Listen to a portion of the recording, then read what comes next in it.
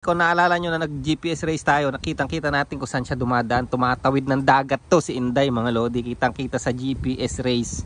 And yan, legit. Masasabi ko talagang kung saan siya dumadaan. Dahil nag-GPS race tayo, hindi salita-salita lang o banu-bano yung sinasabi natin. At nanalo tayo sa GPS race. Magbibigay ako ng GCash every week dun sa Team Uno na laging nag-share at nagko-comment ng vlog niya. Ay, vlog namin.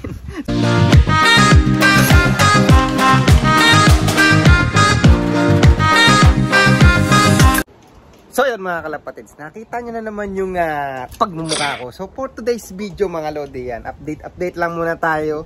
And yan, meron akong bagong pares dito, papakita ko sa inyo mga lodi. Okay, samahan nyo ako today. Let's go. Ayan mga lodi, bago ko muna pala pakita sa inyo yung bago nating pares. At yan, subscribe o mag-follow muna kayo sa page natin dito sa Team Uno mga lodi. Magbibigay ako ng GCash every week dun sa Team Uno na laging nag-share at nagko-comment ng vlog niya. Ay, vlog namin. So samahan nyo ako today yan ulit. Let's go. Yan mga lodi, yan mga lodi, tingnan natin kung sino tong bago nating pares mga lodi. Ayan o. Ayan, bagong pares, napakaganda mga lodi. Kilala nyo ba yan? Yan ang winner natin ng GPS race, si Inday mga lodi. Yan, and then itong Blue Bar Pied is kapatid ni Wellsport natin. Ngayon pa lang natin itatry yung bloodline nitong kapatid. Pero mas gusto ko yung aura ni Wellsport kesa dito sa kapatid niya. Kaya lang syempre tatry pa rin natin. And yan, tingnan nyo, mukhang maganda-gandang kulay ang lalabasan nitong Inday natin. Yan, si Inday. Yan si Inday mga lodi. Magaling tong si Inday mga lodi.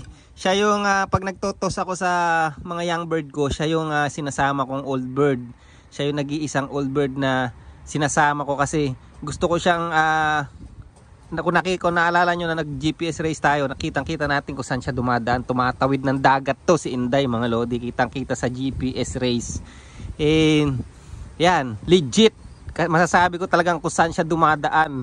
Dahil nag-GPS race tayo, hindi salita-salita lang o banu-bano yung sinasabi natin. At nanalo tayo sa GPS race. Kaya ang ginagawa ko, siya yung guide ng mga young bird natin. Yan. Dahil alam ko at sigurado ko kung saan sila dadaan at saang daan ang gusto kong matutunan nila. Kaya lang talaga tong si Inday mabagal ang lipad nito mga lodi. Palagay ko sa long distance magaling din to, parang yung lady pangit. Talagang slow lang siya, slow flight lang mga lodi. Talagang lipad sexy lang. Ayan, pinagpares ko sila mga lodi, panghabol natin. Hindi ko pa kasi nasusubukan si Inday mga lodi. Ayan, never ko pa siyang na-breed ko pala siya dati, si Batang Quiapo, nung mga bata-bata pa itong mga to.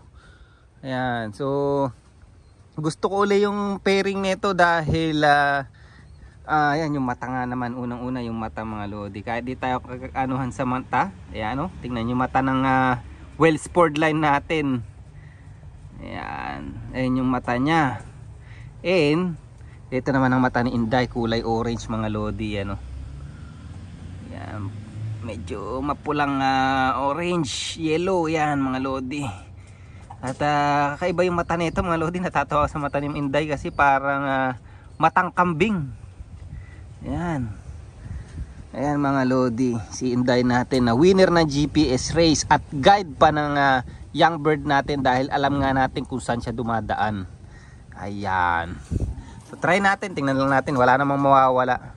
At talagang nag-breed ako ng marami ngayon mga lodi dahil gusto kong maglipad sa old bird season or sa young bird season, kung papala rin tayo pang maglipad sa young bird season dahil na sobrang busy natin. But pinagpopokusan ko talaga is yung old bird season.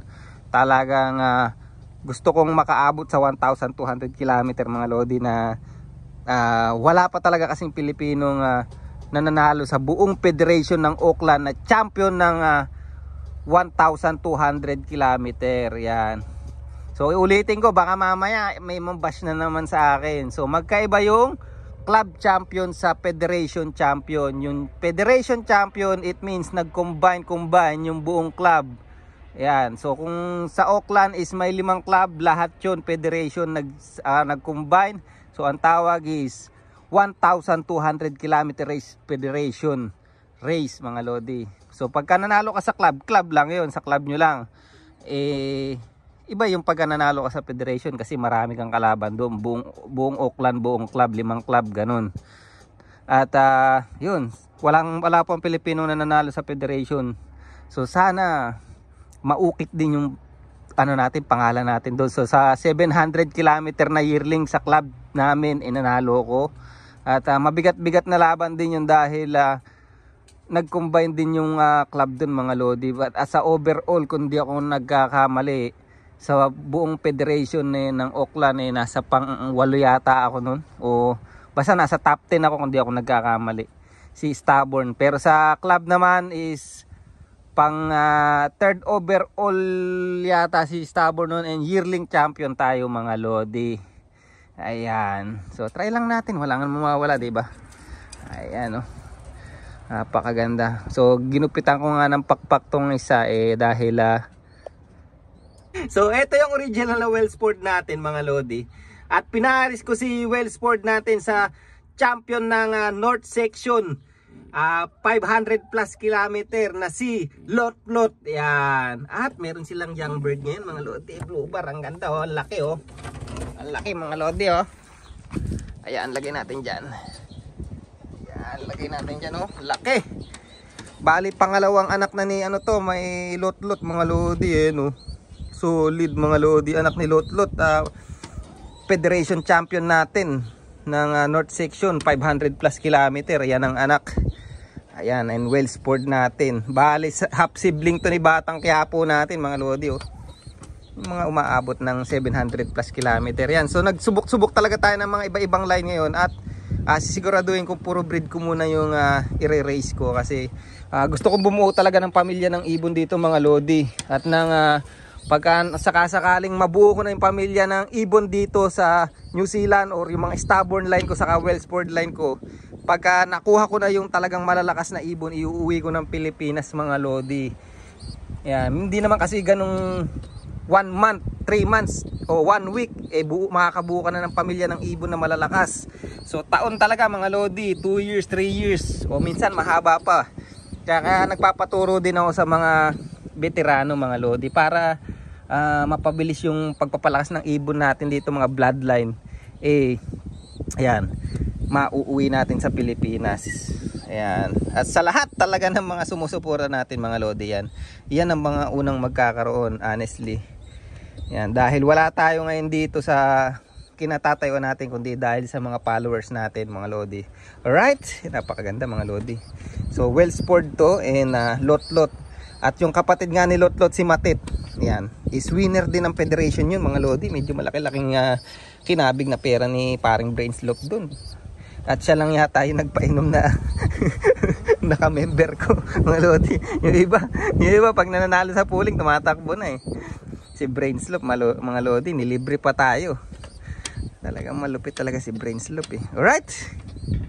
Ayan mga lodi, ito naman yung blue bar mga lodi. Mukhang maliit lang na hen. Ayan ang talinong ibon mga lodi.